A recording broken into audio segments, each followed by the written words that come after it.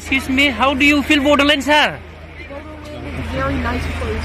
I'm so excited to be here. Any suggestions, sir, for Bodoland people? Bodoland is a great place. My suggestion is the same.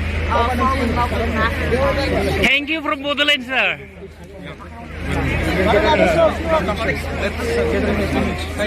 In India, we have one tough examination.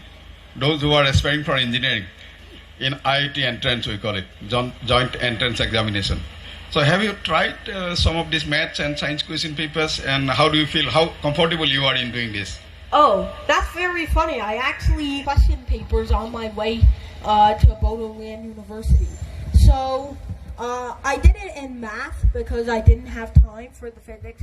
The JEE Advanced is a little too hard for me. But the JEE Main, most of the questions are somewhat trivial. Some of them are just memorizing formulas. Some of them are a little more advanced, but I can't say, some of them did give me a little trouble, but none of them were extremely hard. Thank you, sir. The next question will be from UN Academy Kokrajar, Prasanna Basumatari.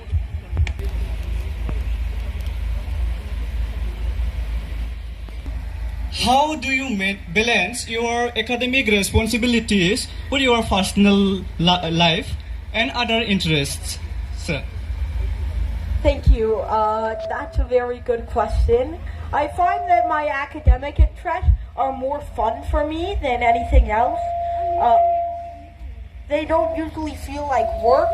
They feel more natural to me because I just feel at home doing math and science compared to other subjects.